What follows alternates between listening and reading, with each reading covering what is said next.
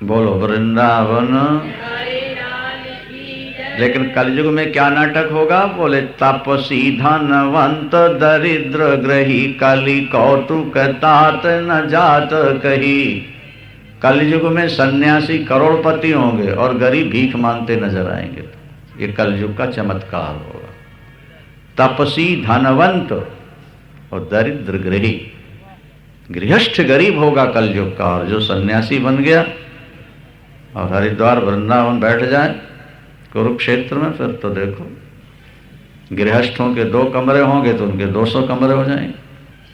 सुख चाह ही मूढ़ न धर्म रता, मति तोड़ी कठोरी न कोमलता।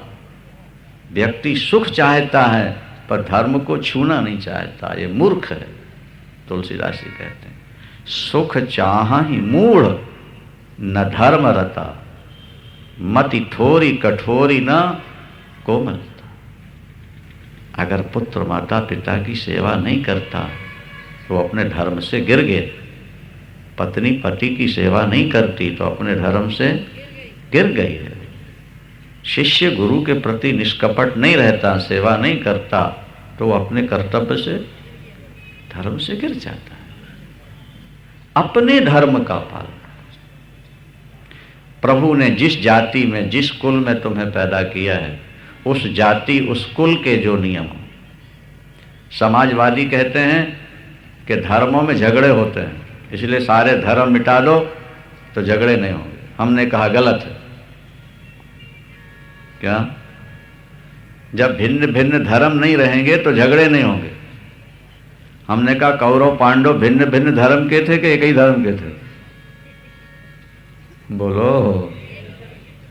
एक परिवार के थे, भाई थे। लोग कहते साथ साथ मिलके खाओगे तो प्यार बढ़ेगा। हमने कहा कौरव पांडव खाते रहे कि नहीं, प्यार बढ़ा क्या? ना खाने से प्यार बढ़ेगा ना धर्म छोड़ने से प्यार बढ़ेगा। जब तुम्हें ज्ञान हो जाएगा, ईश्वर की भक्ति मिलेगी, तब प्यार बढ़ेगा। तुम धर्म मिटाओगे, संप्रदाय मिटाओगे तो पार्टियां खड़ी हो जाएंगी। आज 72 पार्टियां देश में खड़ी हो चुकी हैं। जाति मिटाओगे तो पार्टी कैसे मिटाओगे? संप्रदाय मिटाओगे तो फिर पार्टियां कैसे मिटाओगे तुम, जो नित नई खड़ी हो जाती हैं? अपने धर्म का पालन करो। क्षत्रिय के लिए युद्ध से बढ़कर दूसरा कोई धर्म नहीं। धर्म युद्ध। लोभ से किसी की धरती हड़पने के लिए, किसी की बहू बेटी हड़पने के लिए युद्ध करना तो पाप है, लेकिन अपने धर्म का पालन करना। किसी पर दृष्टि डालना नहीं, और जो अपने देश पर दृष्टि डाले, जो अपने धर्म पर दृष्टि डाले, उसको छोड़ना नहीं। बोलो वृंदावन। हमारे पूज्य गुरुदेव श्री कृपात्री जी महाराज कहा करते थे, किसी के साथ अन्याय करना पाप, तो किसी का अन्याय सहना महापाप। अन्याय करना अगर पाप है तो अन्याय सहना महापाप। हमारा धर्म ये कहता है किसी के साथ अन्याय करना नहीं और किसी का अन्याय सहना। अभी अखबार में किसी ने सुनाया कि किसी व्यक्ति ने एक पिल्ले को उठा के पटक दिया, वो मर गया, कुत्ते का पिल्ला। वो व्यक्ति सो रहा था गहरी नींद में, कुत्ता पिल्ला भूंकने लगा, उसको क्रोध आया, उठा के उसको 9.5 साल की सजा हुई, मारने वाले को। अखबार में था। हमने कहा एक कुत्ता के पिल्ले को मारने वाले के लिए 9.5 साल की सजा, और जो 30-32 हजार गाय बैल रोज कटवा रहे हैं उनके लिए कौन सी सजा है? उनके लिए कोई सजा नहीं, वो माफ है। हमारा धर्म कहता है गौरक्ष, गीता में लिखा है गाय की रक्षा करो। वेद में लिखा है गाय की हत्या नहीं होनी चाहिए। जैसे कमल के पत्ते पर पानी का असर नहीं होता, इसी तरह गाय के शरीर में पाप का प्रवेश ही नहीं होता। उसमें देवताओं का वास है। भारतवर्ष में गाय नहीं कटनी चाहिए, ये हमारा धर्म कहता है। लेकिन हम अपने धर्म को भूलते जा रहे हैं। स्वधर्ममपि चावेक्ष, अपने धर्म को भी देखो। क्षत्रिय के लिए धर्म युद्ध से बड़ा कोई धर्म नहीं। अर्जुन, तुम्हें ज्ञान योग की बात हमने सुनाई, अब बुद्धि योग की बात सुनो। आत्मा का निरूपण सांख्य योग कहलाता है, ज्ञान योग कहलाता है। क्या? और कर्म करते हुए भी उनके फलों से बच जाना, उसको बुद्धि योग कहते हैं, कर्म योग कहते हैं। अभी तो आत्मा का वर्णन सुना, और कर्म का स्वरूप सुन लो जरा हमसे। ये भगवान कहते हैं, जो व्यक्ति निष्काम कर्म करेगा उसका नुकसान कभी नहीं हो सकता, उल्टा कभी नहीं हो। और निष्काम थोड़ा सा भी आपने धर्म पाल लिया तो कभी न कभी आपका कल्याण जरूर कर दे। कर्म करना है, फल की इच्छा नहीं रखनी। देखो पार्ट, कुछ लोग ऐसे हैं जिनकी बुद्धि एक होती है, और कुछ लोग ऐसे होते हैं जिनकी बुद्धि बहुत शाखाओं वाली होती है।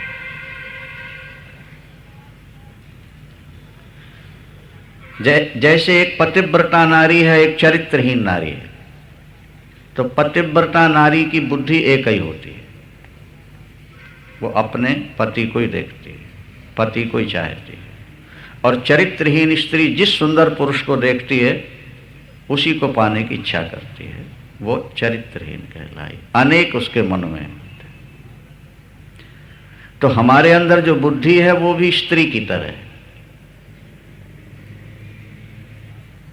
उच्च कोटि के साधक की बुद्धि का एक ही संकल्प होता है, ईश्वर को प्राप्त करना। जिनकी बुद्धि चरित्रहीन स्त्री की तरह है, वो बुद्धि जो बढ़िया चीज देखती है उसी को पाने की इच्छा करने लगती है। इसकी कोठी ऐसी है तो मेरी भी हो जाए, इसकी कार ऐसी है तो मेरी भी हो जाए, इसकी पत्नी ऐसी है तो मुझे भी मिल जाए। माने जो बढ़िया वस्तु दिखेगी उसी की मांग प्रारंभ कर दे, वो बुद्धि तो अब व्यवसाय मत आत्मिका कहलाती है। और जिसकी बुद्धि संसार के किसी भी पदार्थ की इच्छा ही ना करे, केवल ईश्वर की इच्छा करे, उसको व्यवसायत्मिका बुद्धि कहते हैं। क्या? हमारे गुरुदेव कहा करते थे कि जिंदगी बीत जाती है लोगों की, लक्ष्य का निश्चय नहीं कर पाते कि जीवन का लक्ष्य क्या है। सोचते सोचते जिंदगी बीत जाती है। जीवन का एक लक्ष्य तो बनाओ। तुम्हें क्या चाहिए जीवन? भोग चाहिए कि भगवान चाहिए? यहां बैठ के कहेंगे भगवान चाहिए, और घर जाके कहेंगे भोग चाहिए। एक व्यक्ति एक साथ दो दिशाओं की ओर नहीं जा सकता। एक व्यक्ति एक समय एक ही दिशा की ओर जा सकता है। हम कुरुक्षेत्र से पिपली की ओर भी एक साथ चल पड़े और पेहोवा की ओर भी चल पड़े, दोनों तरफ संभव है? बोलो। थोड़ी दूर पिपली की ओर जाएं, फिर मुड़ के पेहोवा की ओर चलें, फिर थोड़ी दूर पेहोवा जाकर फिर लौटकर पिपली की ओर चलें, तो जहां के तहां बैठे रहोगे कि नहीं बैठे रहो? कुरुक्षेत्र ही। बोलो। तो कथा सुनी तो बुद्धि भगवान की ओर चली, और जब दूसरों की कोठी कार देखी तो इस तरफ चली, कभी इस तरफ चली, कभी उस तरफ चली। जिंदगी भर चलते रही और अंत में बीच के बीच में पड़ी रह गई। ना खुदा ही मिले, ना विशाले सन, ना इधर के रहे ना उधर के रहे। धोबी का कुत्ता घर का न घाट का। एक निश्चय करो, तुम्हारे जीवन में तुम्हारा लक्ष्य क्या है? मनुष्य का शरीर किस लिए मिला है तुम्हें? एक ही उत्तर होगा, ईश्वर को पाने के लिए। मानव तन मिलता है मुकुंद की सेवा के लिए, ईश्वर को पाने के लिए।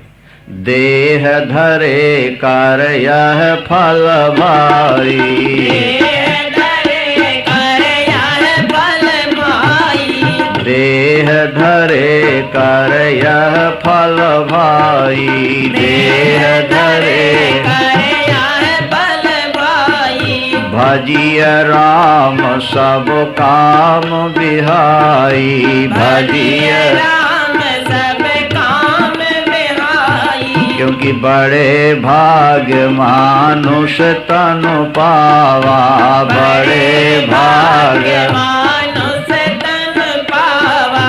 सुर दुर्लभ सद ग्रंथ निगावा, सुर दुर्लभ सदग्रंथ निगावा। ईश्वर ने हमको मनुष्य का शरीर दिया है, इसलिए कर्म करना है। कर्म करना है लेकिन फल की इच्छा नहीं रखना। और जब फल की इच्छा नहीं होगी तो कर्म में पाप नहीं आ सकता है। कर्म में पाप कब प्रवेश करता है? जब हमारे मन में फल की इच्छा होती है। हम आज दुकान में सुबह से बैठे हैं तो शाम तक 500 रुपया 1000 रुपया हमको मिल जाए तो फिर आने वाले ग्राहक के साथ झूठ भी बोलना पड़ेगा, छल कपट भी करना पड़ेगा और बढ़िया सैंपल दिखा के घटिया माल भी बेचना पड़ेगा। क्या? और दुकान हमारी परंपरा से चली आ रही, बाप दादे हमारे दुकान करते थे, हम भी कर रहे हैं। हमें दुकान करना है, ईमानदारी से सौदा बेचना है, प्रॉफिट हो तो बाबा और लॉस हो तो बाबा, हमें इसे कोई मतलब। जिसने पेट दिया वो भरने को देगा, जिसने तन दिया वो ढकने को दे। अगर आपके पास पेट्रोल खरीदने के भी पैसे न हो तो आप कार खरीदने का विचार करेंगे? हाँ? अगर परमात्मा के गोदाम में आपके पेट भरने की व्यवस्था न होती, इतना समझदार भगवान आपका पेट बना के आपको यहाँ कभी न भेजता।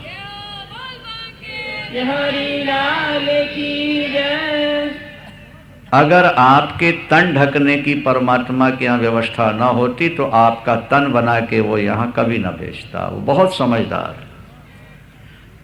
अगर उसने आपका पेट बना के आपको यहाँ भेजा है, तन बना के भेजा है, तो उसके गोदाम में पेट भरने की रोटी, तन ढकने के लिए कपड़े हैं।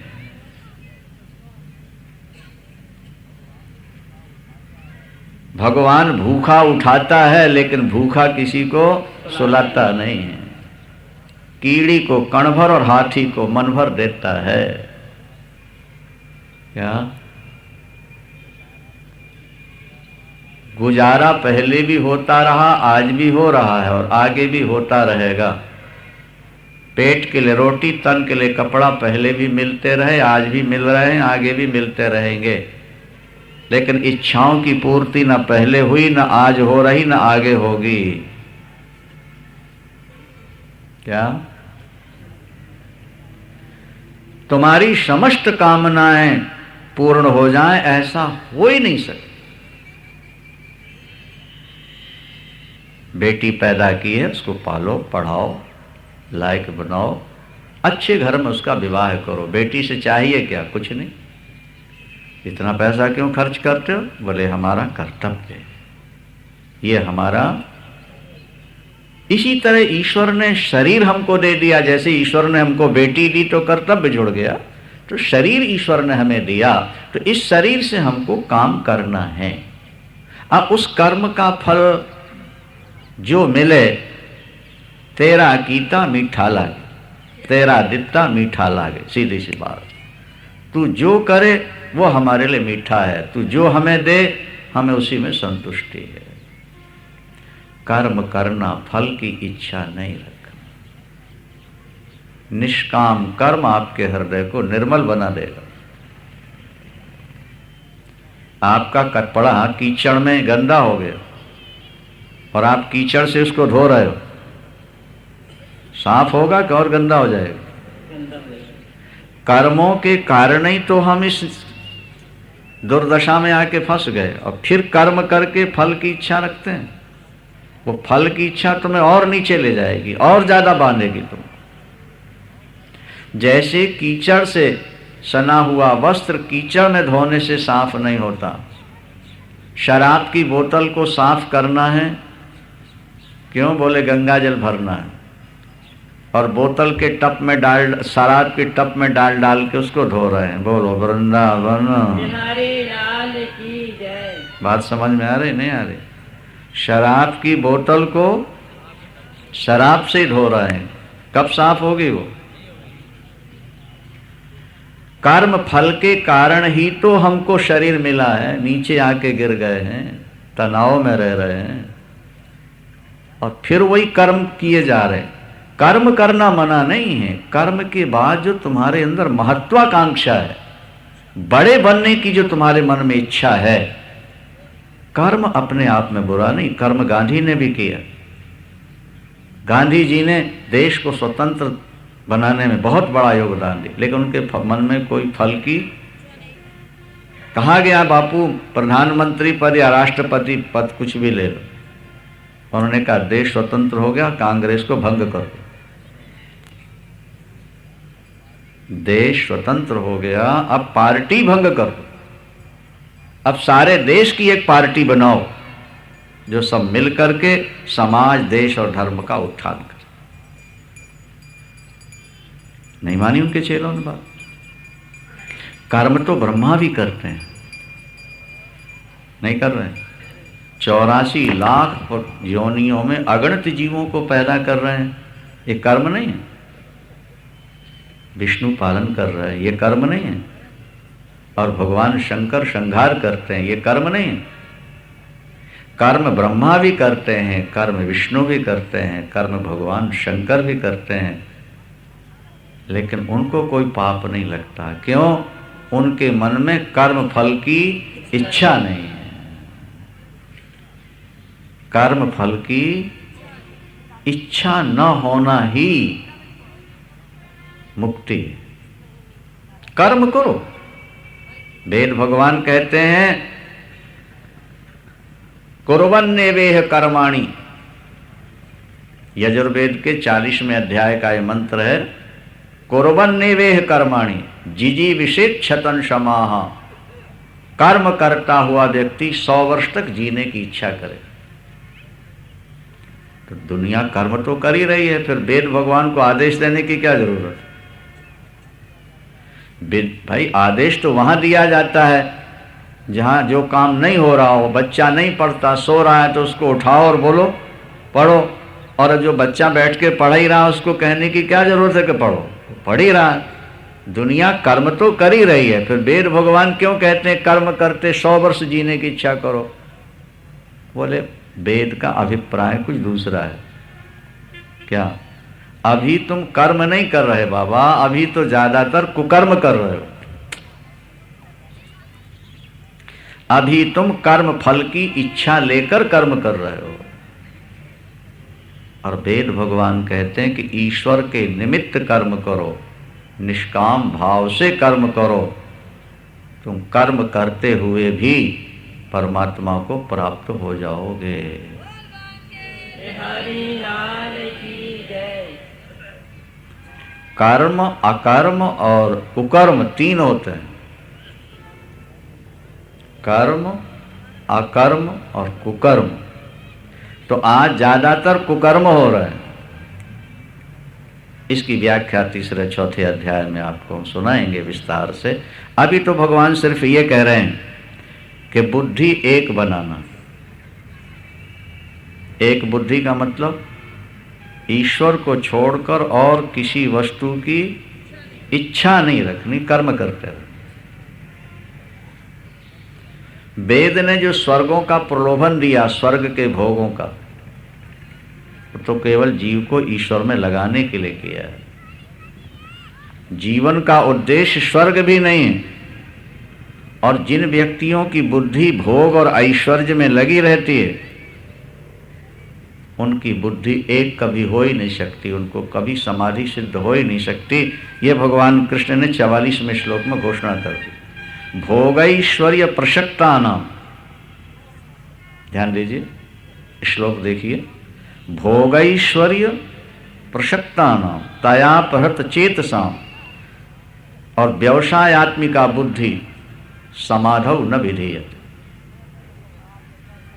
जो व्यक्ति भोग और ऐश्वर्य में आसक्त है, उसकी बुद्धि भोग और ऐश्वर्य खींचते रहते हैं, नष्ट करते रहते हैं। ऐसा व्यक्ति कभी समाधि में नहीं जा सकता, उसकी बुद्धि कभी स्थिर नहीं हो सकती।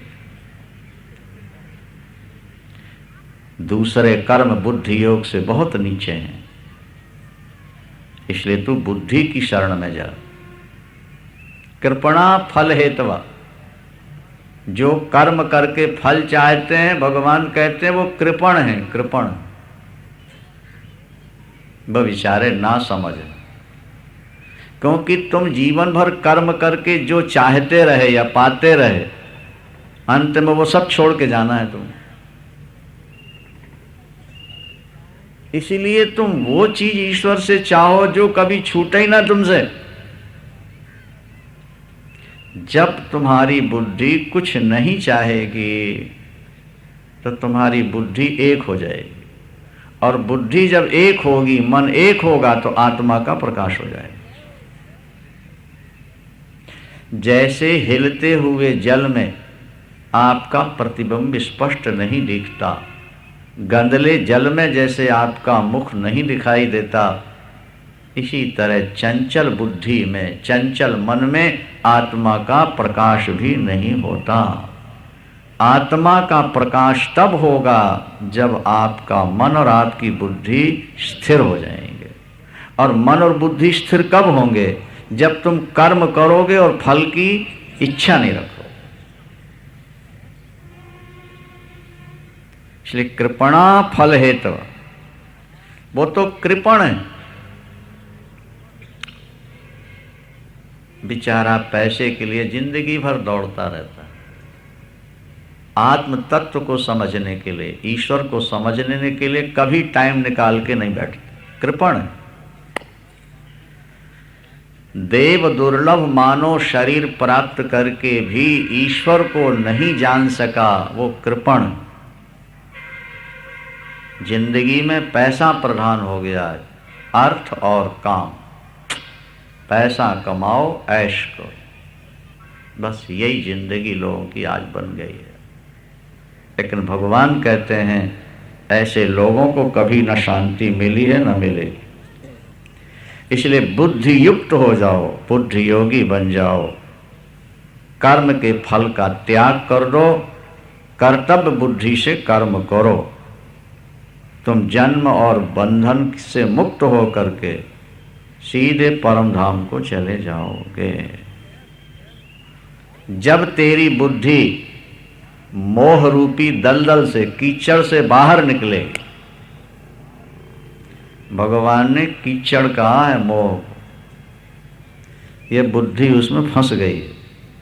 जैसे कोई हथनी पानी पीने आए तालाब में और उसके कीचड़ में फंस जाए और छटपटाए, चीख मारे और निकल ना पाए, इसी तरह व्यक्ति की बुद्धि भी मोह रूपी कीचड़ में फंस गई है। व्यक्ति छटपटाता है, शांति चाहता है, लेकिन छटपटाने के बाद भी सफलता उसको नहीं मिल पाती। 2 दिन कथा सुनेगा, तीसरे दिन कहेगा महाराज हम जा रहे हैं। क्यों जा रहे हैं? क्योंकि नौकरी पर जाना है, 100 रुपया रोज का नुकसान हो रहा है। दुकान खोलनी है क्योंकि 500 रुपया रोज का नुकसान हो रहा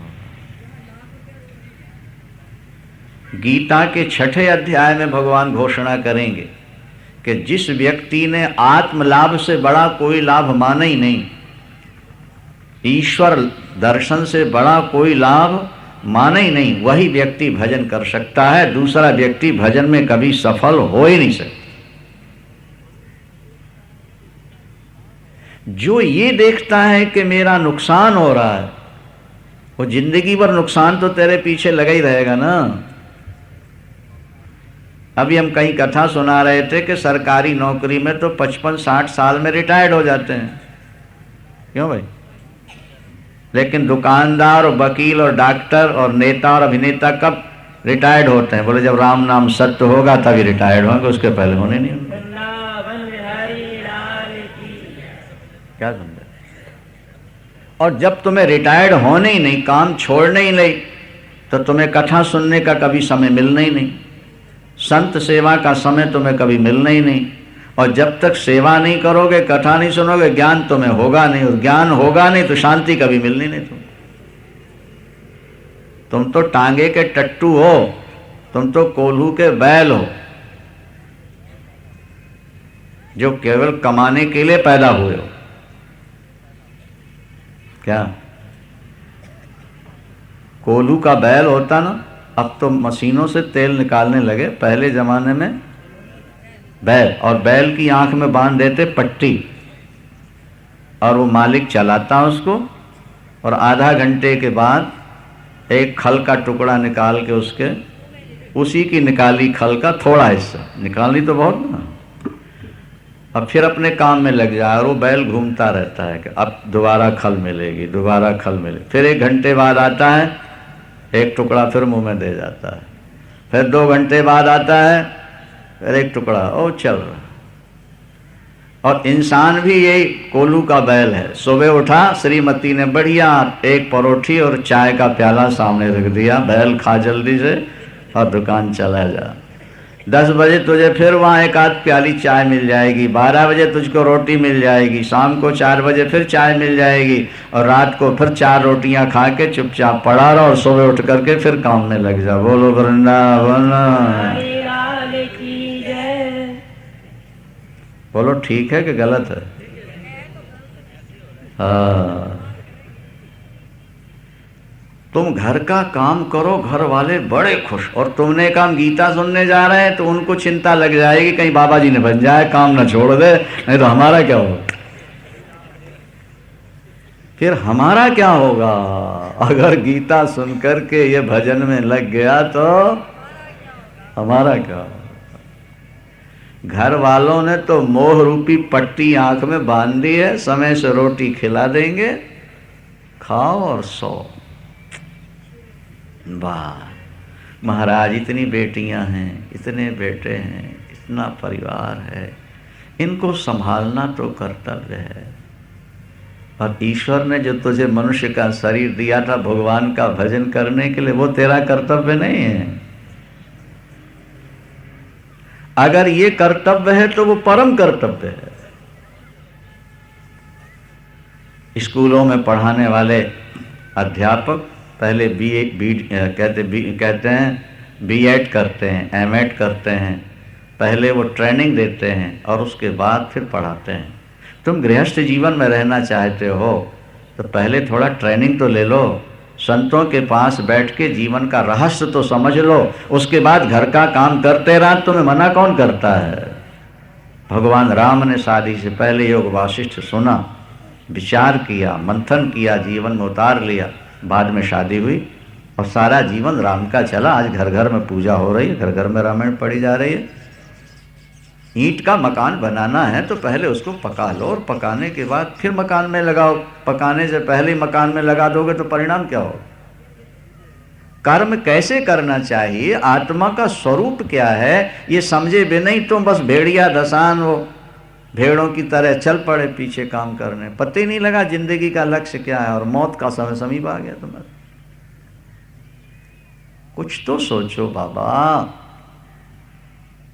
मनुष्य कमाता है खाने के लिए, खाता है जीने के लिए, और जीवित रहता है भगवान का भजन करने के लिए, आत्म तत्व को समझने के लिए। तो 3 काम तो तुम करते हो, चौथा भूल ही जाते हो।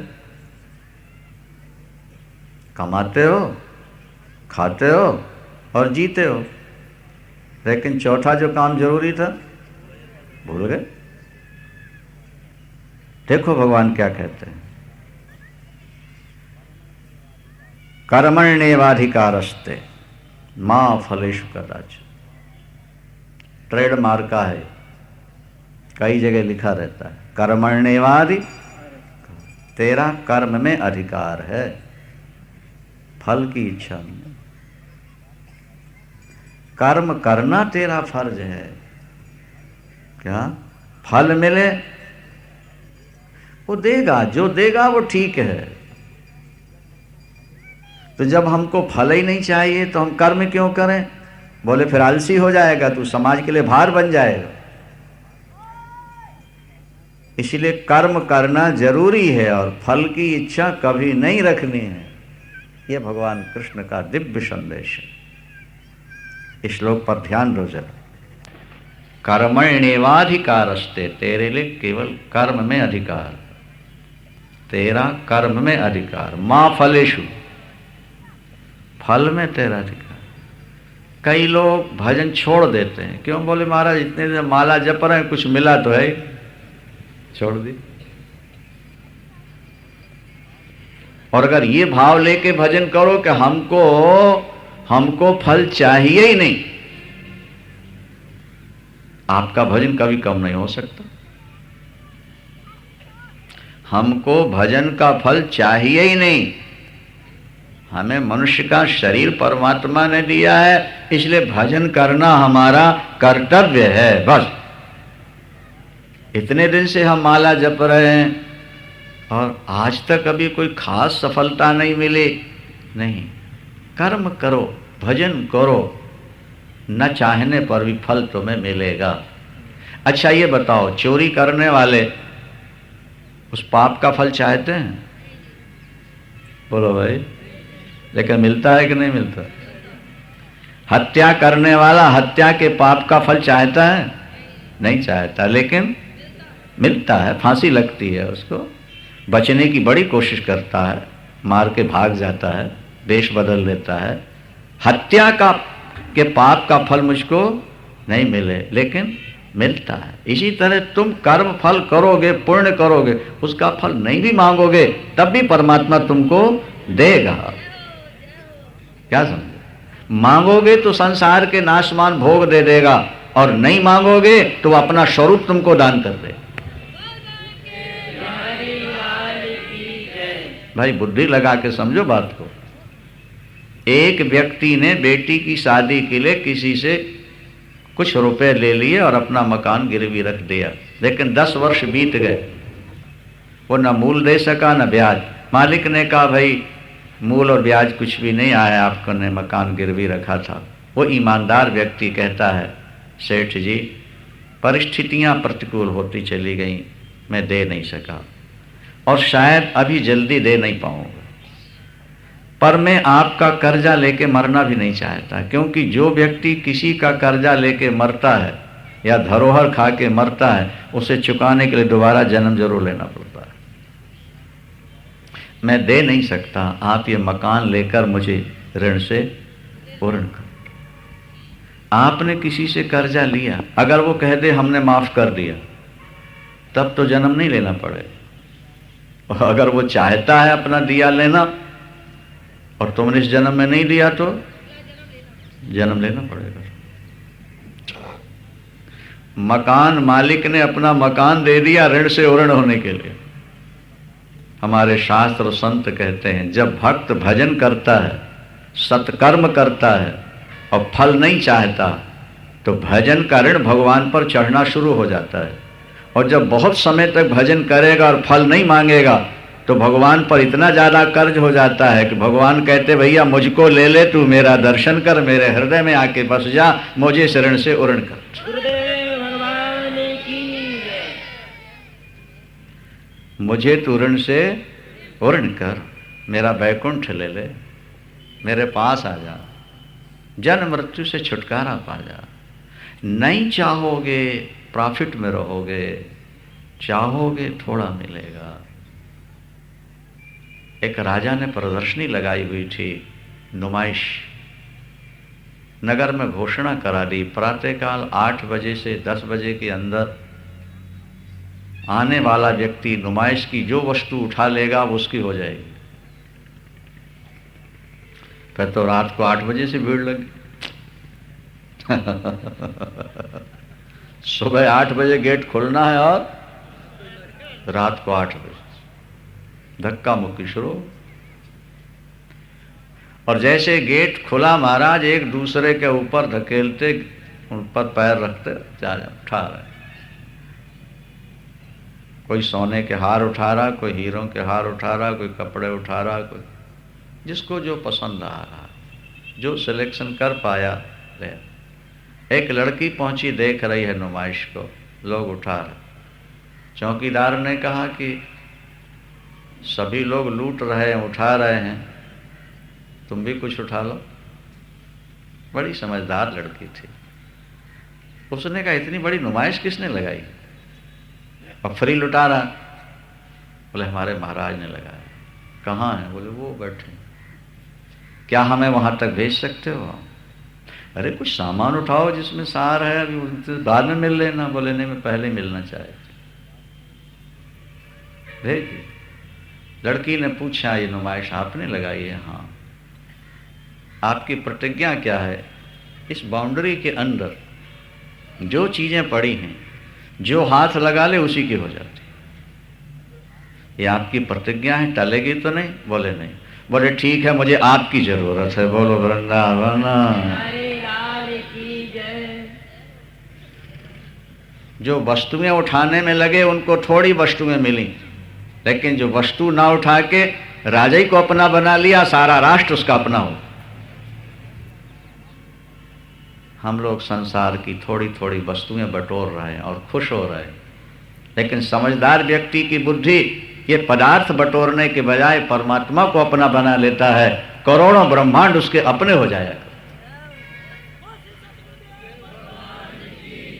करोड़ों ब्रह्मांड का वो मालिक बन जाता है। कर्म करो फल की कर्मण्येवाधिकारस्तु, लेकिन मां फलेषु कदाचित्, कभी भी फल की इच्छा नहीं रखना भगवान। कर्म फल में तेरी आसक्ति कभी नहीं होना चाहिए, और फिर आलसी भी नहीं होना। हनुमान जी को चाहिए कुछ नहीं, लेकिन सेवा के लिए सदा तैयार। राम जी कहते हैं ये काम करना, हनुमान जी सामने खड़े, सरकार मैं कर दूं। ये काम करना, सरकार मैं करूं। दूसरों के बोलने से, और हमारा आपका क्या हाल? कुछ बट रहा हो तो सबसे आगे, और कुछ करना हो तो सबसे पीछे। बोलो वृंदावन।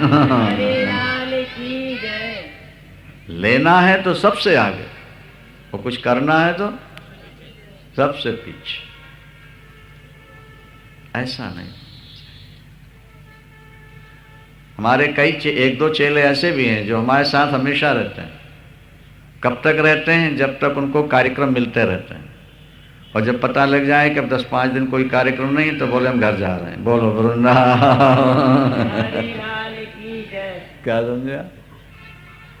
पैसे मिलना है तो साथ रहेंगे, और पैसे नहीं मिलना हम घर होके आए।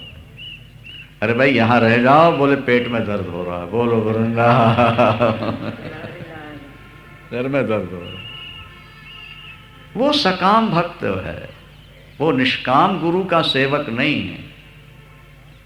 सेवक वो है पैसा मिले तो साथ रहना है, और नहीं मिले तो साथ रहना, बल्कि लेना कुछ नहीं और सदा साथ रहना है, वो सबसे श्रेष्ठ। एक और दृष्टांत से बात समझ लो। आपके पास 2 नौकर हैं,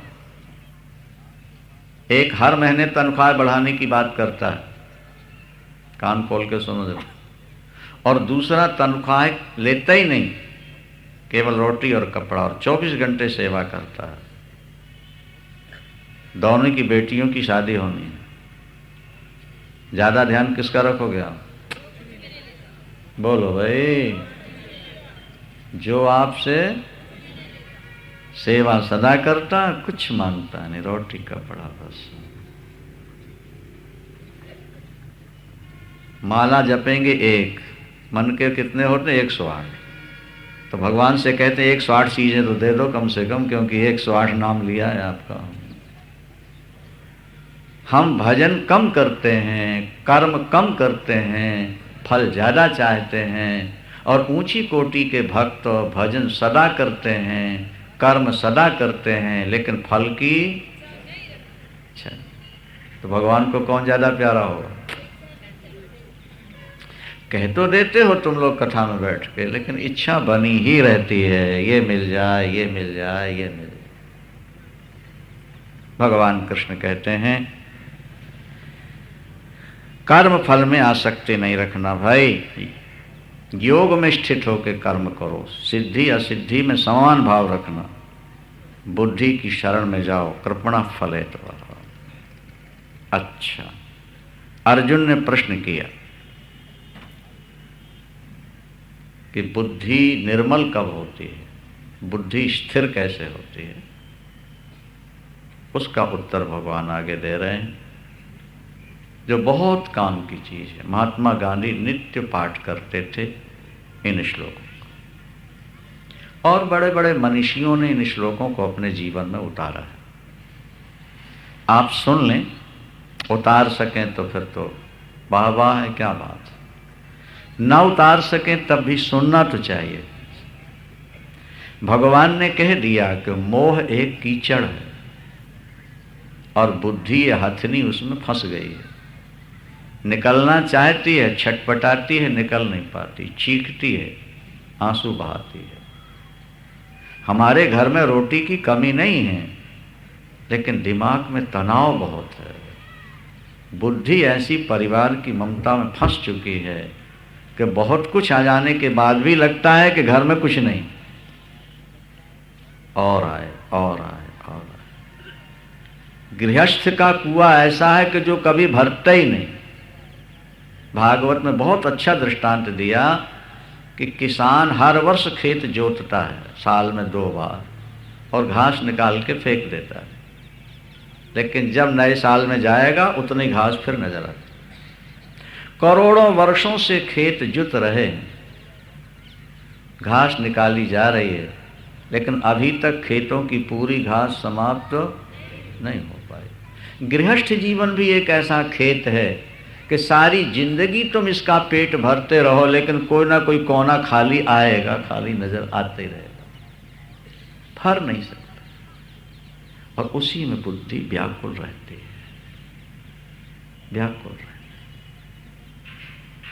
बुद्धि स्थिर कैसे हो, शांति कैसे मिले?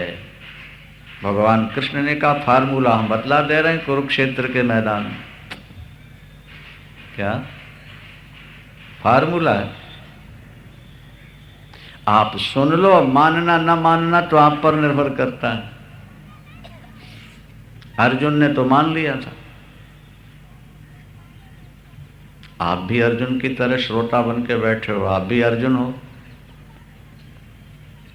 अगर मान लो तो अर्जुन की तरह नष्टो मोहा, क्या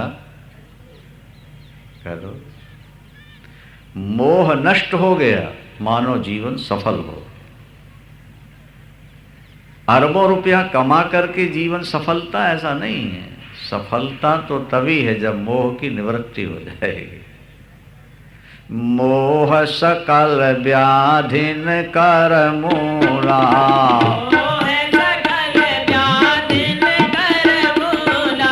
तिन ते पुनि उपजहि बहु शूला, तिन ते पुनि काम बात कफ लोभ अपारा, काम बात कफ लोभ अपारा, क्रोध पीत नित छाती जारा, क्रोध पीत नित छाती जारा, प्रीति करें जो तीनों भाई, प्रीति करें जो उपजय सन्निपात दुखदाई, उपजय सन्निपात दुखदाई।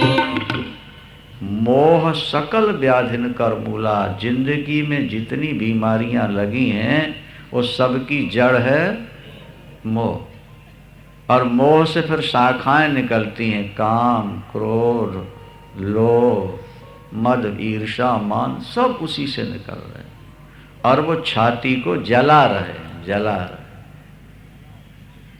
शांति कैसे मिले ठाकुर?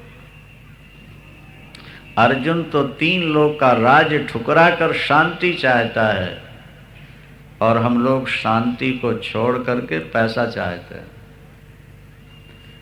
भगवान कृष्ण शांति का फार्मूला आपको दे रहे हैं, आप सुनने के लिए भी तैयार नहीं, और फिर आप कहते हो हमें शांति मिल जाए। बड़ा मुश्किल। श्रवण करो। भगवान कृष्ण से अर्जुन ने पूछा, स्थित प्रज्ञ का लक्षण क्या है? वो कैसे बैठता है, कैसे बोलता है, कैसे चलता है? स्थित प्रज्ञ का मतलब होता है जिसकी बुद्धि शांत हो, जिसकी बुद्धि, जिसका मन केंद्रित हो गया। कैसे चलता? भगवान सुना रहे हैं। वृंदावन बिहारी लाल की। मन और बुद्धि स्थिर कैसे हो? जब तक बुद्धि केंद्रित नहीं होगी, मन केंद्रित नहीं होगा, तब तक सब कुछ पा लेने के बाद भी अभाव सा खटकता रहेगा। भगवान कृष्ण कहते हैं कि मोह रूपी कीचड़ से तेरी बुद्धि जब बाहर आ जाएगी, तो जो तूने सुना है और जो तूने देखा है, सबसे तुझे वैराग्य हो जाए। और जब पदार्थों का आकर्षण समाप्त होगा, तो तेरी बुद्धि स्थिर हो जाए। बुद्धि की स्थिरता के लिए पदार्थों का संग्रह नहीं है, पदार्थों का त्याग है। पदार्थों का स्वरूप से त्याग न हो, लेकिन मन से त्याग हो जाना चाहिए। पदार्थ रहें, पदार्थों के रहने से कोई समस्या नहीं, पदार्थ मन में नहीं रहना चाहिए। भाई एक मोटी सी बात है, पदार्थ बाहर हैं, मन अंदर है। बाहर के पदार्थों को बाहर रहने दो और अंदर के मन को अंदर रहने दो। उसके बाद अगर आपको कोई तनाव हो तो आके शिकायत करो। होता क्या है कि बाहर के पदार्थों को हम अंदर ले आते हैं और अंदर के मन को बाहर फेंक देते हैं, वहीं से तनाव शुरू हो जाता है। मन अंदर की वस्तु है, उसको अंदर बैठने दो, और पदार्थ बाहर हैं, उनको बाहर रहने। देखो आपको कैसी शांति मिलती है जब आप कहते हैं कि कथा में बहुत आनंद आया। तो इसका मतलब ही है कि कथा के समय आपका मन अपने घर में बैठा हुआ था, पदार्थों का चिंतन नहीं हो रहा, तो इसलिए विशेष आनंद आया। कथा सुनते समय भी आपका मन अगर घर में बैठा हो, तो कथा से आनंद कभी मिल ही नहीं सकता। बाहर के पदार्थ बाहर रहें, अंदर का मन अंदर रहे, शांति। श्रुति विप्रतिपन्नाते यदा स्थास्यति निश्चलः समाधावचला बुद्धिस्तदा योगम अवाप्स्यसि। जैसे सर्प बिल में सीधा होकर ही प्रवेश कर सकता है, यूं तो टेढ़ा चलता है, लेकिन बिल में प्रवेश करना हो तो सीधा हो। इसी तरह बुद्धि संसार में ये खुराफात करती रहे, कोई बात नहीं, लेकिन जब ईश्वर की ओर चलना हो तो फिर बुद्धि को सीधा होना पड़े। बुद्धि का सीधापन क्या है? देखिए 55वां श्लोक। प्रजहात यदा कामान सर्वान पार्थ मनोगतान। मन में होती हैं कामनाएं, इंद्रियों में होती है मांग विषयों की, मन में होती है कामना, और बुद्धि करती है निर्णय। ये तीन काम हैं। जब इंद्री कोई भोग मांगेगी ना, तो इंद्री जब भोग मांगेगी तो मन को पीछे से खींच लेती है, क्योंकि बिना मन के इंद्री कुछ कर नहीं सकती है। और जब इंद्री ने मन को खींचा तो मन बुद्धि को खींच लेती है। मन कहता है कि मैं तो संकल्प ही कर सकता हूं, निर्णय देना तो तुम्हारा काम है। निर्णय करना ये बुद्धि का काम, संकल्प करना मन का काम, भोग मांगना ये इंद्रियों का काम, और फिर भोगों का चिंतन करना ये चित्त का काम, और भोगों को अपना मान बैठना ये अहंकार का काम। ये चार अंदर हैं।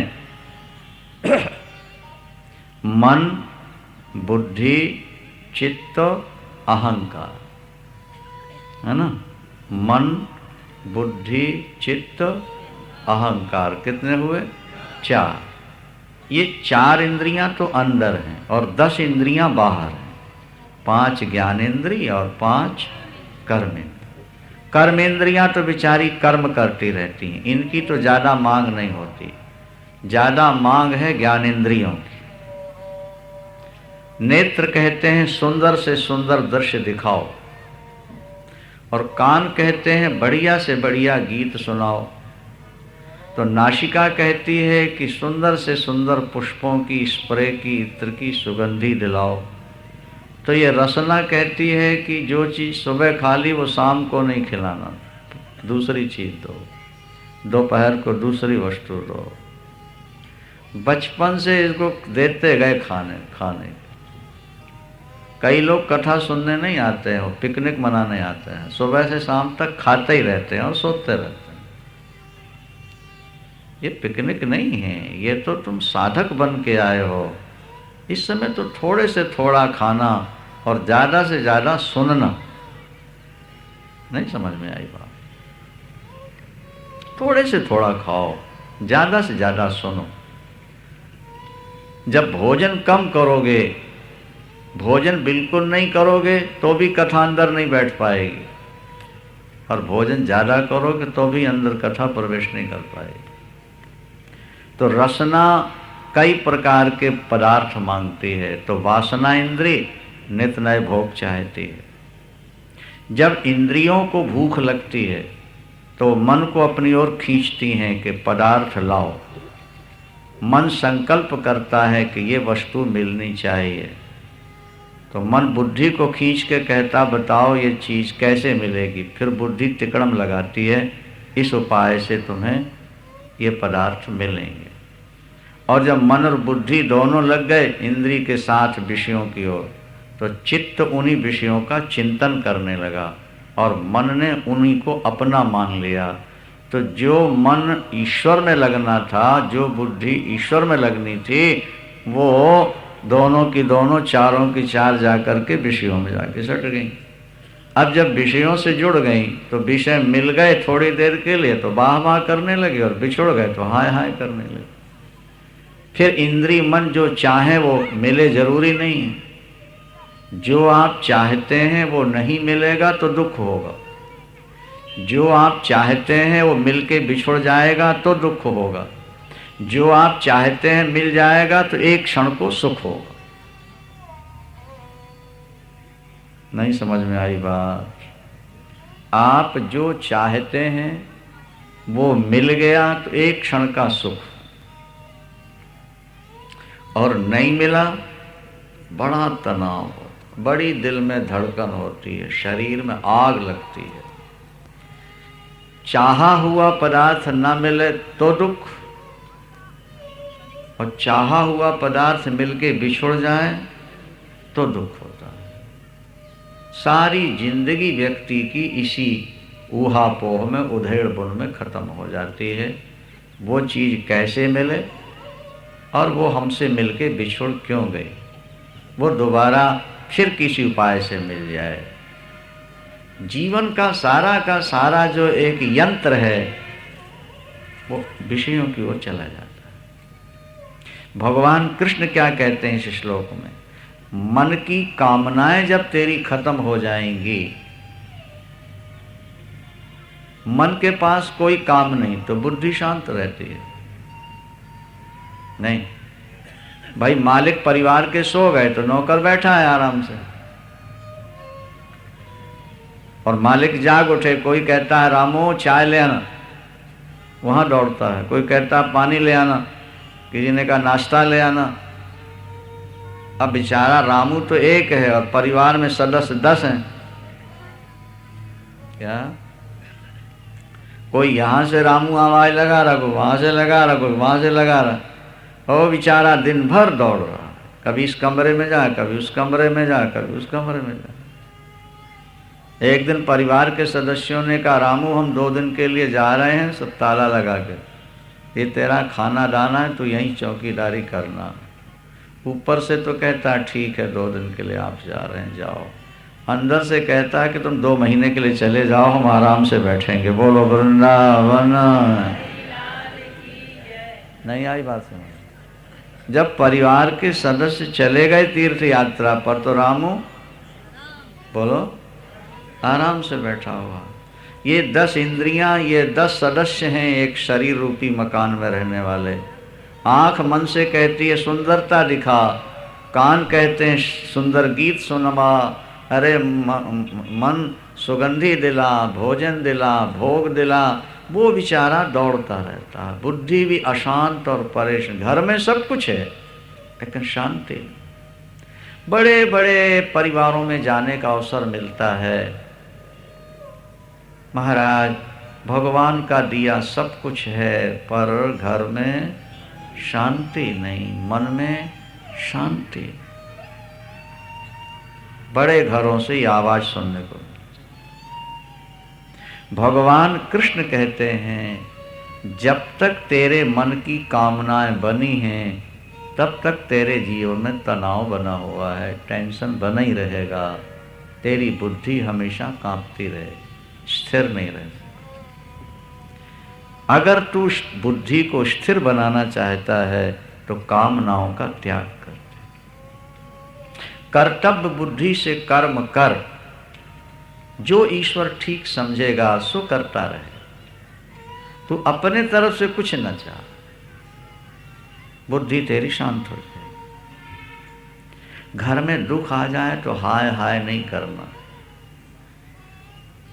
और सुख आ जाए तो वाह वाह भी नहीं करनी है। बीत राग भय क्रोध। बीत माने नष्ट हो गया है राग जिसका, कोई अनिष्ट ना हो जाए, भय भी जिसके अंदर नहीं, और कोई 2 शब्द कह दे तो क्रोध भी नहीं आना। बीत राग भय क्रोध। हो जिस मनुष्य के अंदर से राग निकल गया, भय निकल गया, क्रोध निकल गया, उसकी बुद्धि स्थिर हो जाती है। पाठ चारों तरफ से अनुकूल प्रतिकूल परिस्थितियां पाता हुआ भी ना तो किसी का अभिनंदन करता है और ना किसी का तिरस्कार करता है। अगर दुख आया है तो हमारे कर्म का भोग है, हमने कर्म किया, पाप किया, अब वो दुख बन के आया है, वो तो भोग के ही कटने वाला है। हम हाय हाय करें तो भोगना है और वाह वाह करें, हरि हरि करें तो भोगना है। तो फिर हाय हाय क्यों करें, हरि हरि करें, कुछ तो पुण्य संचित होगा।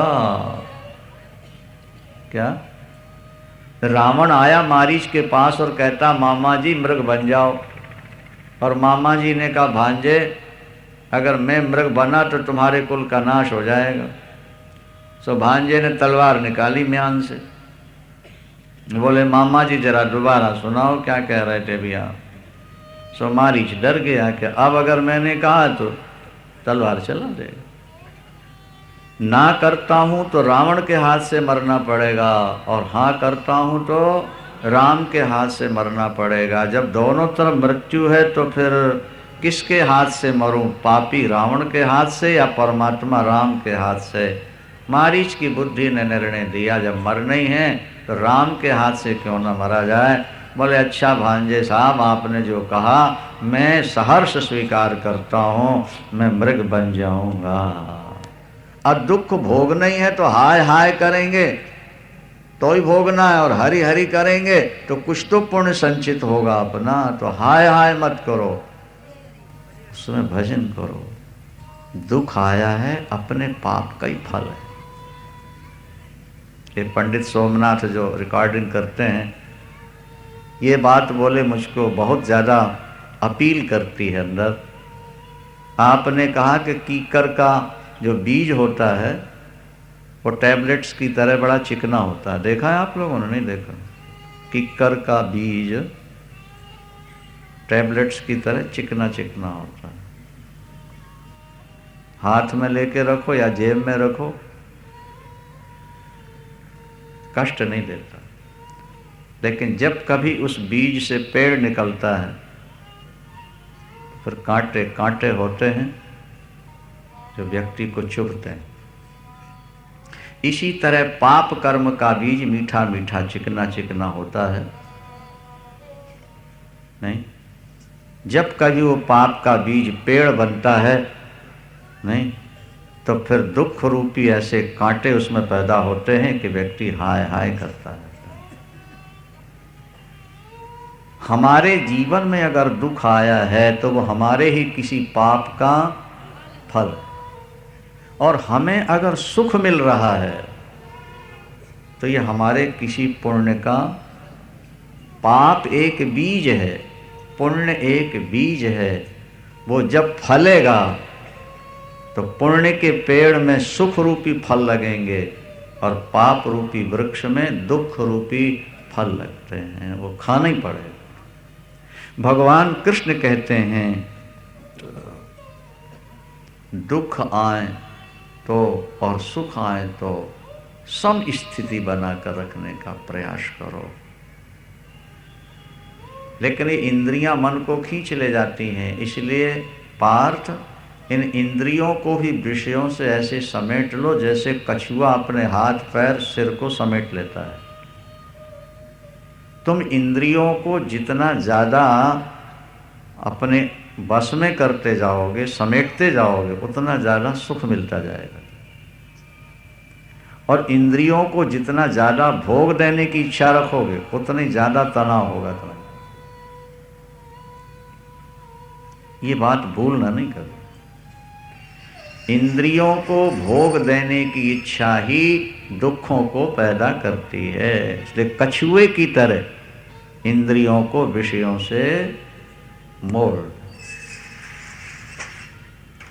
लेकिन ये मुड़ती नहीं। क्यों नहीं मुड़ती? क्योंकि ज़्यादा कुसंग में फंसे रहते हो, टीवी बहुत देखते हो, गंदी पत्र पत्रिकाएं देखते हो, अर्धनग्न चित्र देखते हो, इसलिए तुम्हारी इंद्रियों में विकार आता है। कल हमने एक बात कही थी, आपने उस पर विचार किया कि नहीं? अगर आप ज्ञान की ज्योत जलते हुए देखना चाहते हो, अपने हृदय में ज्ञान की भक्ति की ज्योत जलते हुए देखना चाहते हो, तो सत्संग का तेल डालते रहना और कुसंग की हवा से ज्योत को बचाए रहना। बोलो वृंदावन। क्या? सत्संग का तेल डालना और कुसंग की हवा से नहीं, तो कुसंग की ऐसी भयानक हवा है कि वो जलती ज्योत को उसी से बुझा दे। तो इंद्रियों के विषयों को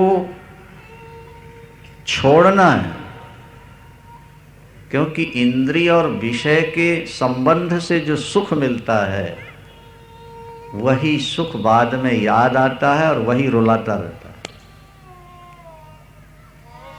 और ये इंद्रियों का सुख विधाता ने इसलिए बना दिया कि अगर ये सुख नहीं रहेगा तो माया में कोई फंसेगा नहीं। मछली मारने वाला कांटा डालता ना पानी में, देखा है आपने? धागा बांध के खाली कांटा डालता है वंशी के, उसमें मांस का टुकड़ा और आटा भी फंसाता है। या तो मांस का टुकड़ा फंसाएगा या आटे की गोली फंसाएगा। खाली लोहा डाल दे तो कभी मछली नहीं फंसेगी, और जरा सा मांस का टुकड़ा या आटा लगाया एकदम फंसती है मछली। मछली को कांटा नहीं दिखता, वो आटा ही दिखता है। हमारे आप को इंद्रियों के भोग ही दिखते हैं, उनके पीछे जो मौत छुपी है, अशांति छुपी, वो नजर नहीं आती है। क्या?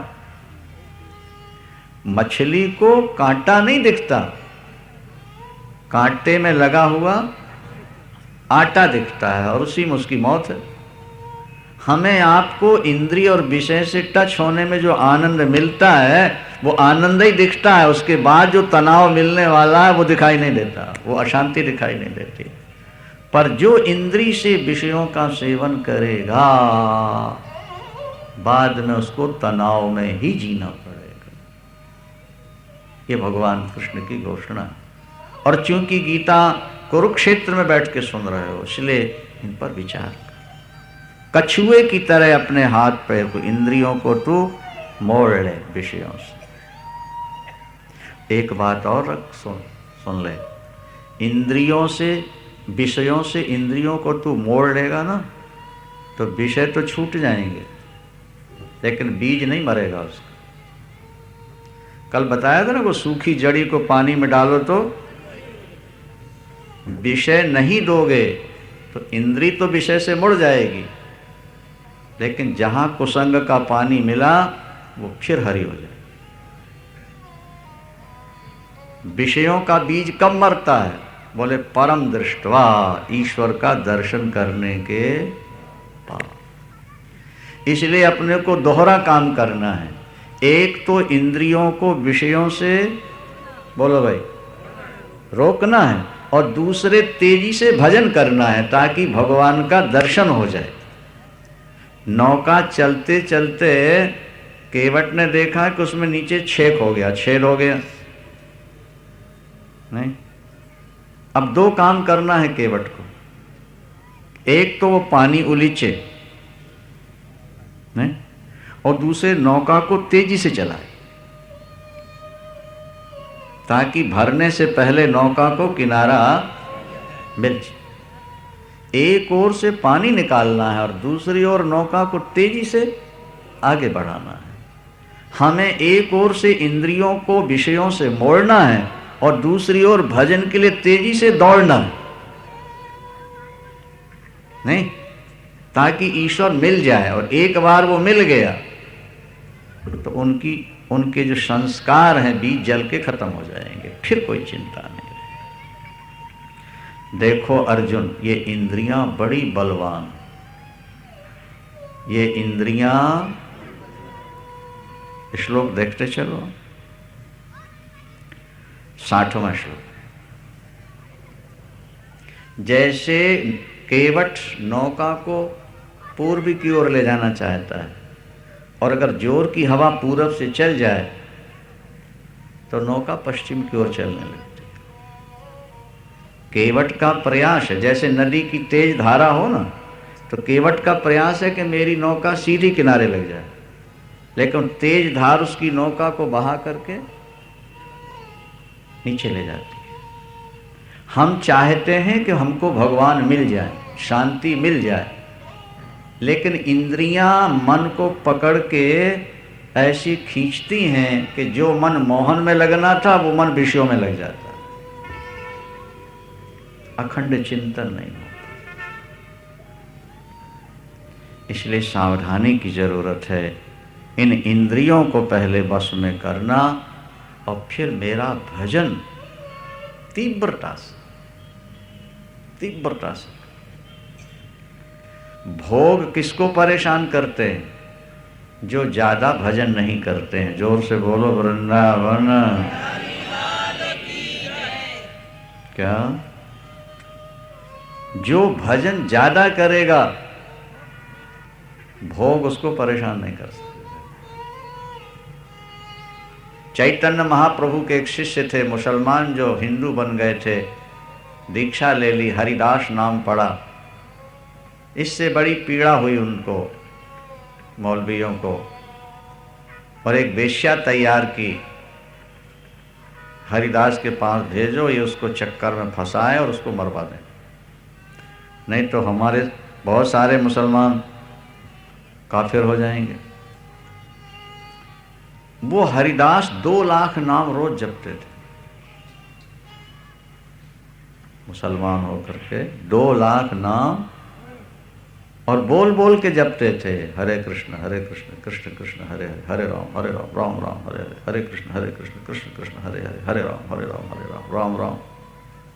2 लाख, 18 घंटे, 16 घंटे 18। वेश्या मेकअप करके गई, महाराज बड़ी सुंदरी थी, बाहर बैठ गई। ये बाबा बाहर निकले तो फंसाऊं इसको अपने चक्कर में, और वहाँ मौलवी के दूध पी खड़े हुए थे। 3 दिन तक बैठी रही, चैतन्य चरतावली में लिखा हुआ है, लेकिन हरिदास बाबा को उससे मिलने का टाइम ही नहीं था। जो 16-18 घंटे नाम जपेगा उसकी एक एक नस सूख जाती है महाराज, नस का पानी, खून सूखने लगता है। बस वो खाए पिए मिट्टी की तरह गिर से, उससे फिर शुरू। 3 दिन बैठी रही, 6 लाख नाम वेश्या के कानों में पड़ा। वो जो फंसाने आई थी खुद ही फंस गई, चरणों में जाके गिर गई, मुझे अपनी शिष्या बनाओ, मुझे भी रास्ता दिखा दो।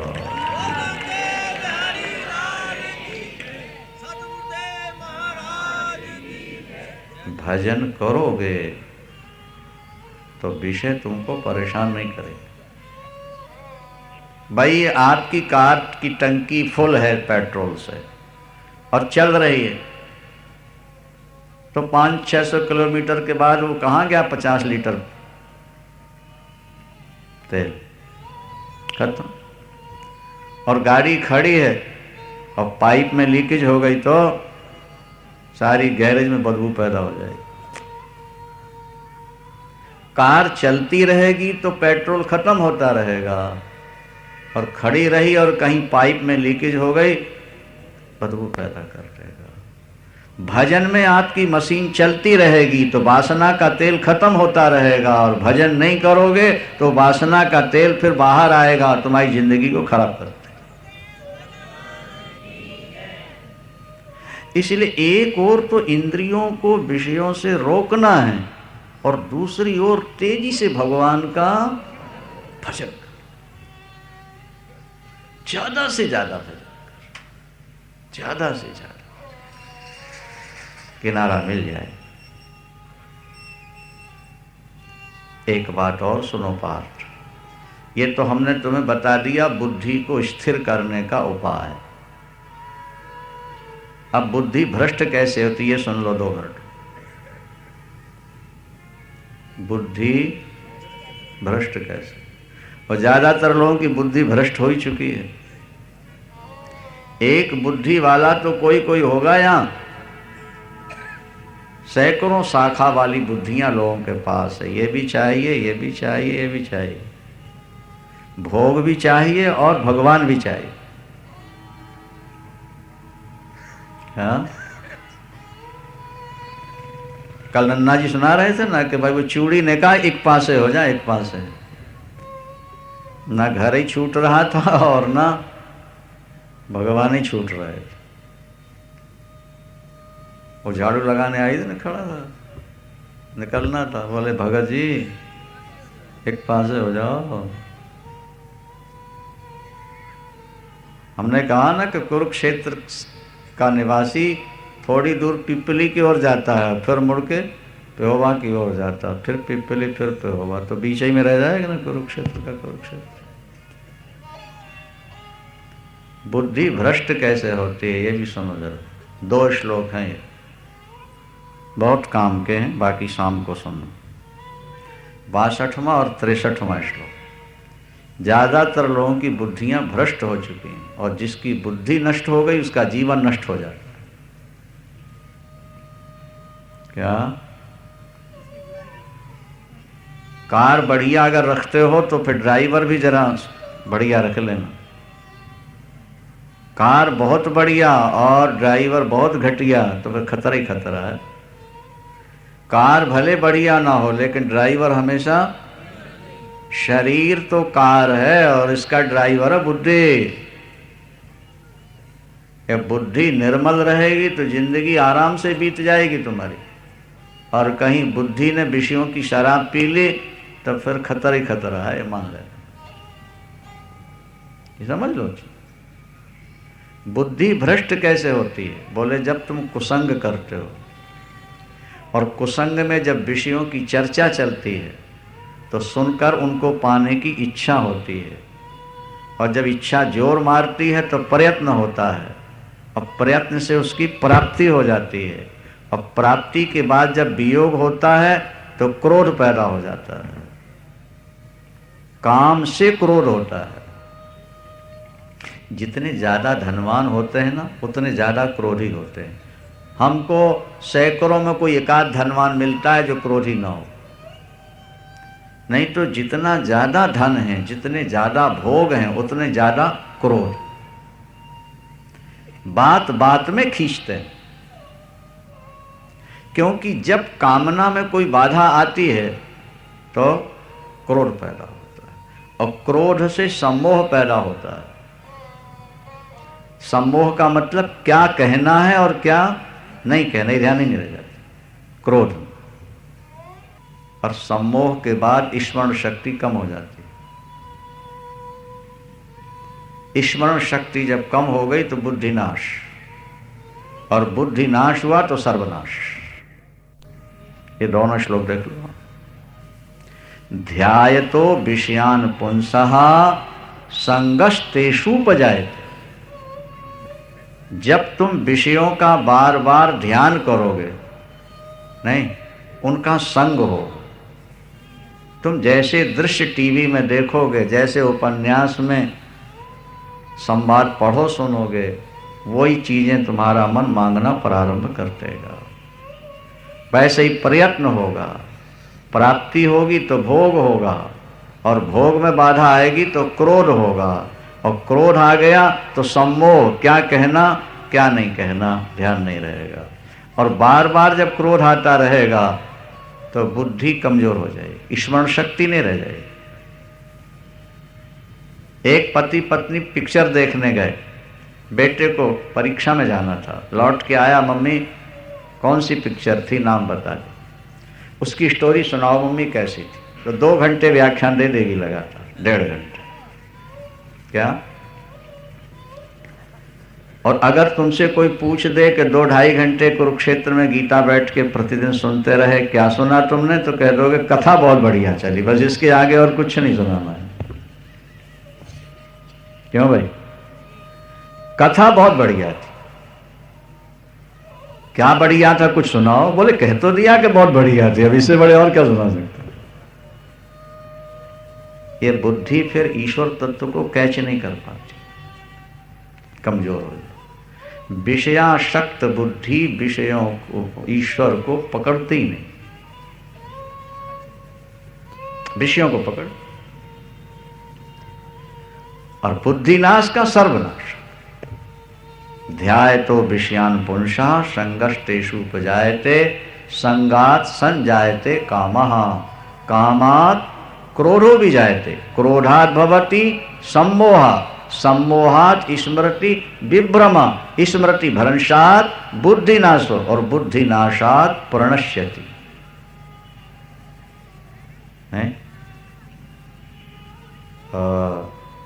बॉम्बे में एक शास्त्री जी हैं, यहाँ भी शायद उन्होंने जमीन ली है, क्या पता लगा।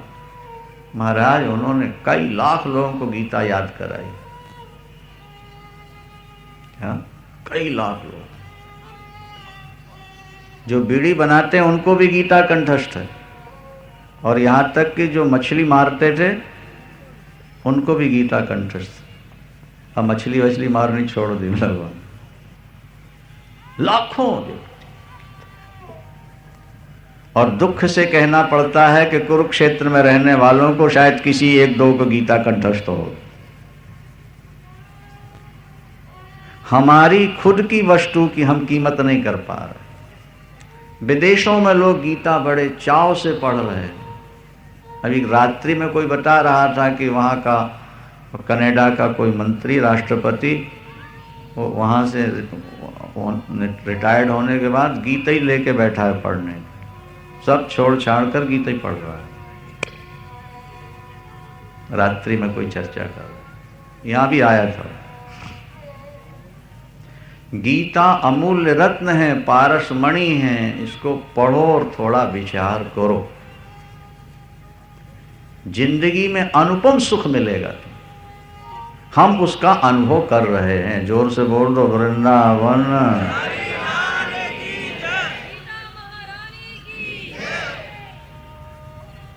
स्वामी राम तीर्थ का एक बड़ा सुंदर भाव है।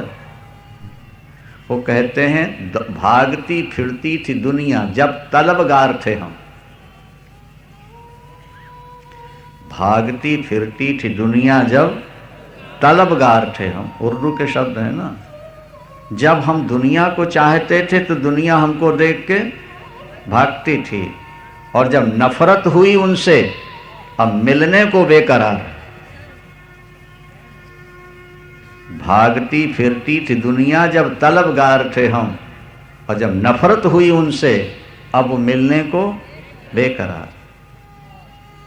जब तुम विषयों की ओर दौड़ोगे, संसार की ओर, तो परिवार तुम्हें ठुकराएगा, समाज तुम्हें ठुकराएगा। और जब तुम समाज और परिवार से अपने को मोड़ के भगवान में लग जाओगे तो परिवार तो क्या, सारा समाज तुम्हारे चरणों में गिर जाएगा। तुम एक बार सही अर्थों में ईश्वर की ओर मुड़ के तो देखो, सही अर्थों। अगर दुनिया तुम्हारे चरणों में न गिर जाए तो कह देना। भागवत में एक श्लोक आता है, वर्षा के दिनों में गड्ढा होता है, तालाब होता है, वो पानी को बुलाता नहीं, पानी अपने आप आकर के भरता है। इसी तरह जिसके ऊपर ईश्वर प्रसन्न हो जाता है, जो अपना जीवन ईश्वर को पूर्णतया समर्पित कर देता है, सारी दुनिया उसके चरणों में गिर जाती है, छुप जाती है। आप कहो हम भजन करते, हमारी बहू भी हमारी बात नहीं मानती, हम कहते तुम्हारे भजन में कमी है। तुम बहू बेटों के काम में दखल ज्यादा देते हो, क्या समझे? तुम बहू बेटों से अपने को मोड़ लो और अपने को परमात्मा से जोड़ दो। दो रोटी खाओ, मौन चुपचाप रहो। देखो परिवार वाले तुम्हारा सम्मान करते हैं कि नहीं करते, समाज तुम्हें मानता है कि नहीं मानता। बुद्धि भ्रष्ट हो जाती है विषयों का भोग करने से, क्रोध आता है विषयों के छूटने से, बार बार क्रोध की आग जलती है तो बुद्धि कमजोर हो जाती है।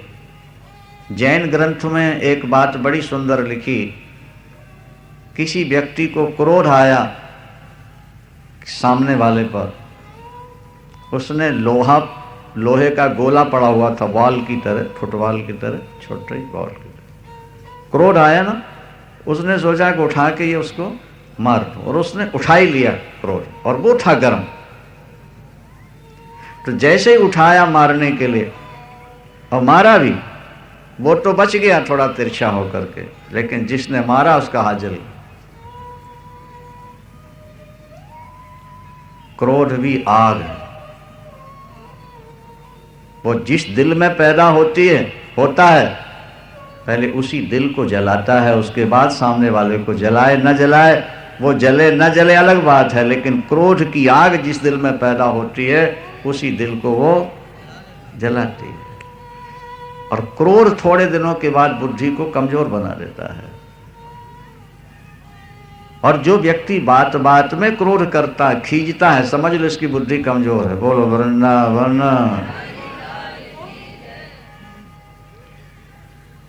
कमजोर बुद्धि वाले व्यक्ति को बात बात में क्रोध आता है। समझदार व्यक्ति बुद्धि से काम लेता है।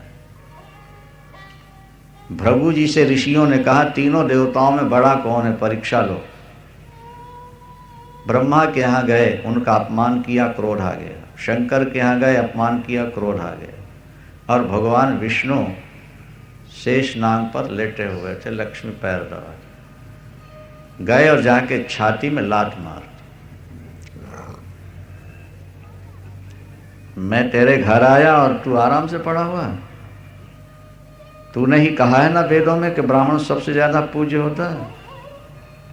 भगवान उठे, एकदम नीचे आके बैठ गए, भृगु जी को शेषनाग की सैया पर बैठाल दिया और मर्दयन स्वेन पाणिना अपने हाथों से भृगु के पैर मलने लगे, दबाने लगे। मेरी छाती कठोर है ऋषिवर, आपके कोमल बड़े चरण हैं, आपने कोमल चरण मेरी छाती पर मारे, मुझे तो ठोकर लगी नहीं, आपके पैर में चोट ना लग गई हो, लाइए जरा पैर दबा दो। आपके लगे भगवान पैर दबाने। देवता भी पुष्प वर्षा रहे थे, बाजे बजाकर जय जयकार कर रहे। और वो लात मारने वाला भी रोता जा रहा था, रो रहा था। नहीं आई बात समझ? क्रोध को क्षमा से कैसे जीता जाए? अगर बुद्धि निर्मल हो तो बिगड़ी हुई समस्या भी सुलझ जाए। बोलो वृंदावन। शेष चर्चा शाम की कथा में सुनेंगे। शाम को कोशिश करो 3 बजे आ जाओ। क्योंकि बाहर से काफ़ी लोग आते हैं कथा सुनने, गांव देहात से, पेहवा से भी आते हैं, तो उनको लौटने में थोड़ा विलम्ब होता है। इसलिए 5:30 बजे कथा पूर्ण हो जाए, नहीं, ताकि लोग आराम से वापस जा सकें। कल यहाँ थोड़ा सा नंदोत्सव का भी कार्यकर्ताओं ने विचार रखा है। कल शाम की कथा में थोड़ा सा नंदोत्सव भी करना है, करते हैं लोग हर जगह, उसका भी विशेष आनंद आप लोग लोगे। गीता का जो अमृत है उसे जरूर पियो और विचार करना, जीवन आपका महान बनेगा। वृंदावन विहारी। गीता के 6ठे अध्याय में भगवान कहेंगे, अर्जुन तू अपने से अपना उद्धार कर, क्योंकि तू अपना स्वयं का मित्र भी है और तू अपना स्वयं का शत्रु भी है।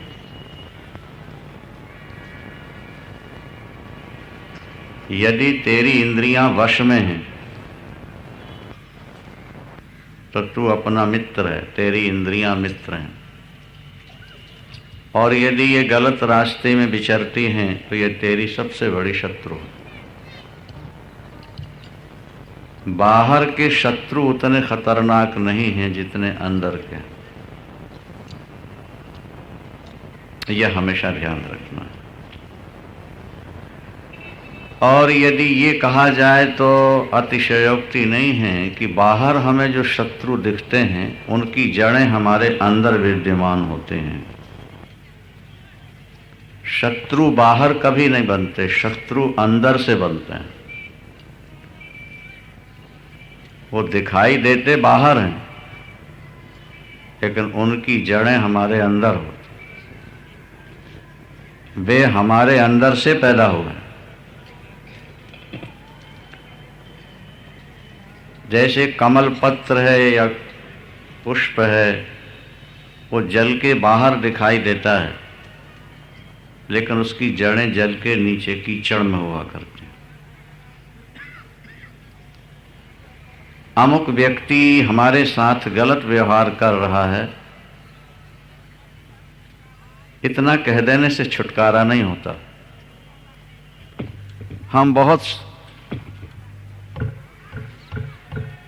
हम गंभीरता से बैठकर सोचें,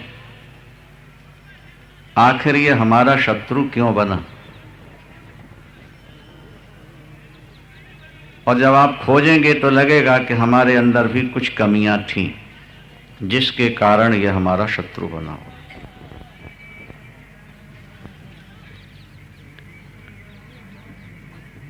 जैसे हम होते अपने पास हैं और दिखाई देते दर्पण में।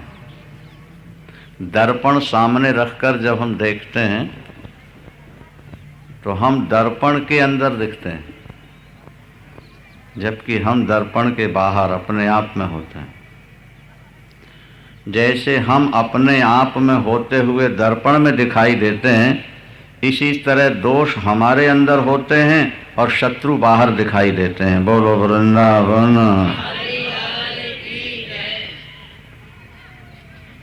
हमारे अंदर के निराकार शत्रु ही बाहर साकार बनकर दिखाई देते हैं। यदि हमारे अंदर दोष न हो तो बाहर शत्रु जल्दी जल्दी बनते नहीं, ये समझ।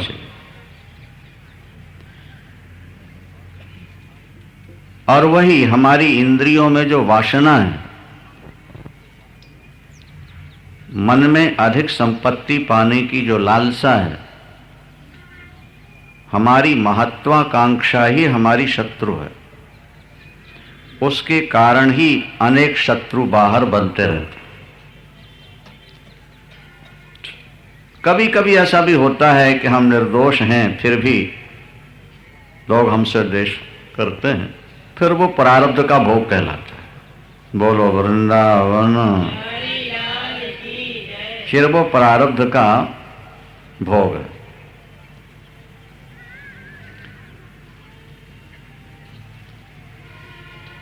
भगवान कृष्ण कहते हैं विषयों का सेवन या तो सर्वथा छोड़ दो, या राग और द्वेष से रहित होकर विषयों का सेवन करो। अगर विषय सेवन से राग द्वेष पैदा होते हैं तो स्वरूप से छोड़ो, और विषयों का सेवन करना ही पड़े तो राग और द्वेष से रहित होकर के, फिर जीवन में समस्या नहीं आएगी।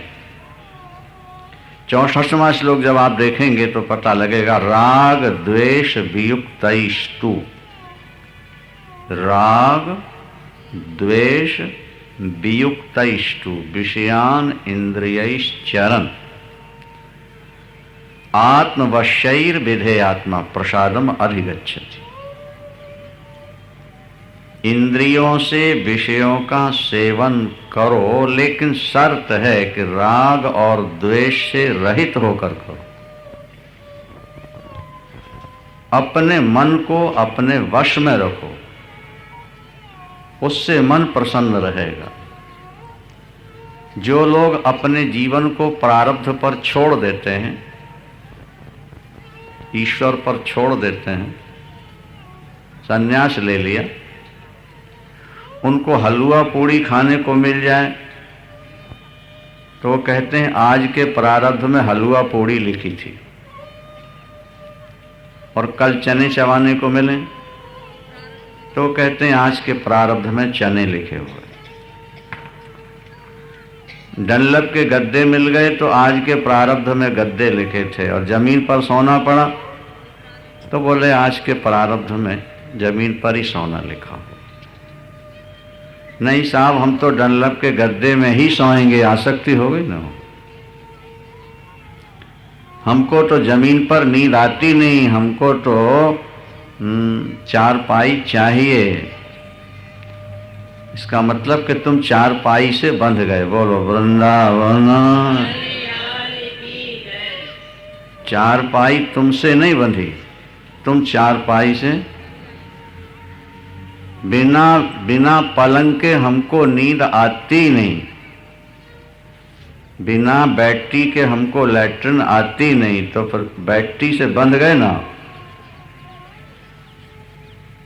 नहीं,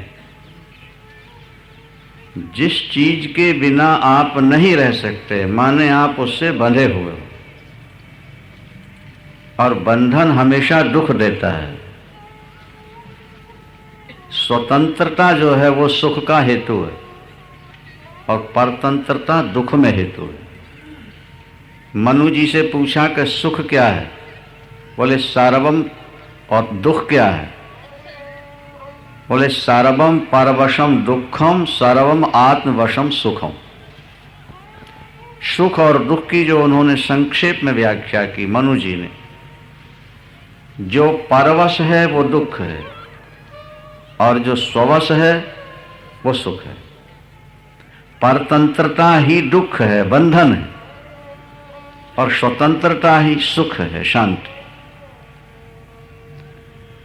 तोता जंगल में खट्टे फल खा रहा है,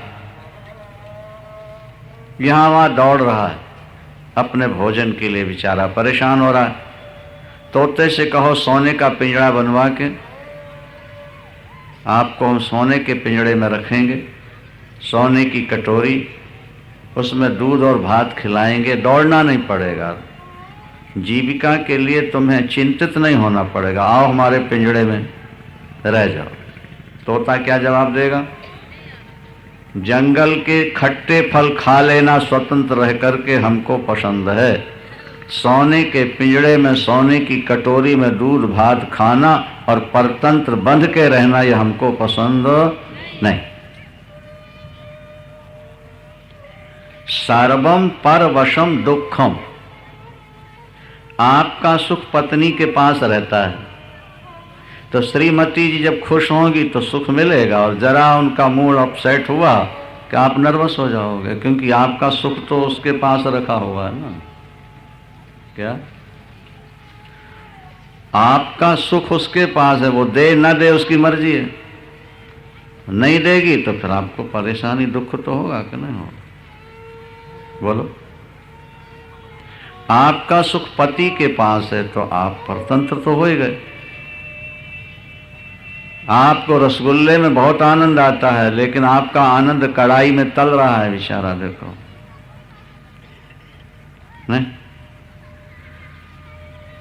जो व्यक्ति इंद्रियों के विषयों के अधीन हो गया, वो बिना बंधन के बंधन में आ गया, वो परतंत्र हो गया, वो व्यक्ति सदा सुखी नहीं रह सकता।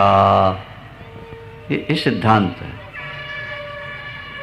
पराधीन सपने सुख नाही, कर विचार देखो मन माई। स्त्री की अपेक्षा पुरुष स्वतंत्र होता है, इसलिए कोई समझदार पुरुष स्त्री नहीं बनना चाहता, और हर समझदार महिला पुरुष बनने के लिए लालायित बैठी हुई है। बोलो वृंदावन। क्या? हाँ, क्योंकि स्त्री के जीवन में बंधन ज्यादा है। अपेक्षाकृत स्त्रियों के पुरुष स्वतंत्र है। जब हम इंद्रियों के वश में हो गए तो हम परतंत्र हो गए, और परतंत्र व्यक्ति को सदा सुख नहीं मिल सकता। आप अपने घर में स्वतंत्र हो, जब चाहो चाय पियो, जब चाहे भोजन करो, जब चाहे बिस्कुट चबाओ, जब चाहे लेट जाओ, जब चाहो बाहर घूमने चले जाओ। लेकिन जेल की कोठरी में जो पड़ा है, वो जब जहाँ चाहे नहीं जा सकता, जब चाहे खाना नहीं खा सकता, जब चाहे चाय नहीं पी सकता। उसका तो एक निश्चित समय है, उस समय पर चीज आएगी, खाएगा और वहीं पड़ा रहेगा। बंधन है। भगवान कहते हैं इंद्रियों को विषयों से मोड़ लो, जैसे कछुआ अपने हाथ पैरों को सिकोड़ लेता है। वो बादशाहों का बादशाह है जिसने अपनी इंद्रियों पर विजय प्राप्त कर ली। जीतम जगत केन, जग को किसने जीता? बोले जिसने मन को जीता। मनो हियेन, जग को किसने जीता? जिसने मन को जीता। जग किसका दास? मन जिसका दास। जो मन का दास वो जग का दास। जो अपने मन के वश हो गया वो जगत का दास बन गया, और जिसने मन को अपना दास बना लिया जगत उसका दास बन जाएगा। मन जिसके बस में है दुनिया उसके बस में है। जो मन के बस में है वो दुनिया के बस में पड़ा हुआ है, बंधन में पड़ा हुआ। इसलिए या तो इंद्रियों से विषय भोगने की इच्छा खत्म करो। कहो महाराज हम तो नहीं चाहते फिर भी इंद्रियां विषय मांगती हैं, तो शास्त्र उसका भी समाधान करते हैं। प्रातःकाल भी हमने कहा कि कुसंग की हवा से बचा के रखना।